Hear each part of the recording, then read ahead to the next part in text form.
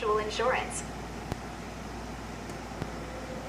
A solemn day in sports, solemn day in baseball. Obviously a terrible tragedy with Jose Fernandez.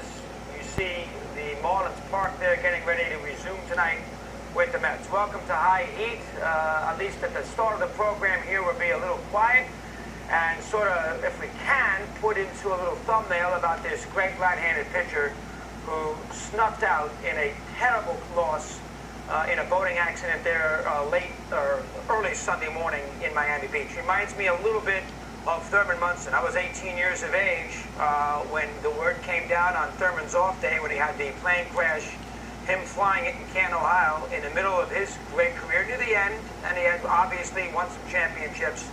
But you're never going to forget, if you're around for Thurman, where you were when you got the news that day. And if you are old enough to unfortunately have experienced this, and you live long enough, you are never going to forget where you were on Sunday morning when you found out about this tragedy. Here is a kid who is dynamic, came to America from an oppressed society to make good. Tremendous stuff. 98-mile-an-hour fastball. Passionate. Don't we love passion in sports? And why we watch? Because we want to see people enjoy what they're doing. This is Jose. 95 miles an hour. Elan, spirit, rooting for teammates. Great stuff. Dominant performance against the Nationals. Want to see him on the big stage when maybe the Marlins down the road we're going to get there, where we see him in playoff games. There is nothing more significant than watching a big performance by a big pitcher in postseason baseball. There's not many of those that can do that. He had that kind of ability.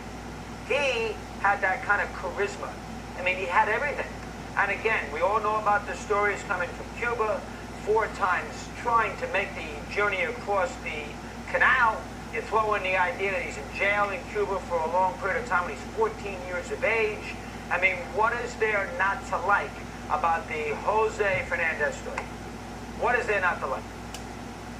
And then all of a sudden, you're sitting there at 9 o'clock on a Sunday morning in late September, getting ready for a huge baseball day. I was getting ready for Scully at night. Throw in all the other sports that were going on as well. You're sitting there maybe getting ready for church, family, whatever the case might be, and I'm sitting there on a bed, and here come my 2 boys. Dad, you hear about Jose Fernandez? What? That is just, it breaks your heart.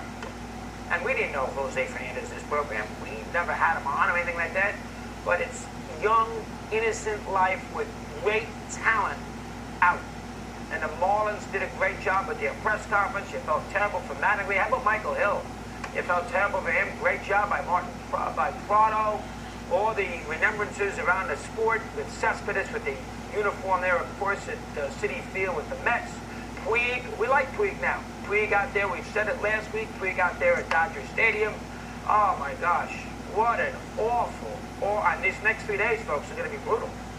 And when we have the game tonight, we'll pick it up. You know, with the Mets and Marlins, this is going to be a brutal game to watch. We're all going to wear number 16. He was going to pitch tonight. Tonight's going to be a terrible. I mean, you have to watch it to see how everything handles this. But this is going to be a brutal watch tonight. I remember with the Yankees, they left home plate open on that Friday night after Thurman passed away. Then they all went to the funeral on Monday. George flew him out. They came back on Monday to play Baltimore. And Bobby Mercer, we've shown it for you here. He got the big hits against Tippy Martinez, and the Yankees not having a Yankee-like year. Still decent, but not a Yankee-like year. Came back and beat Baltimore on Monday Night Baseball. They will have that kind of drama here in these next 2 days. But this is a story that's going to resonate for a long period of time. It's going to bother you for a long time. It's going to bother you during the postseason. You're going to think about it constantly. How do you not? It is a life snuffed out at 24 years of age. With this kind of talent, with this kind of big game potential, it was a bad day. It was an Arnold Palmer-led night, a person who cherished his life, had a chance to fulfill it.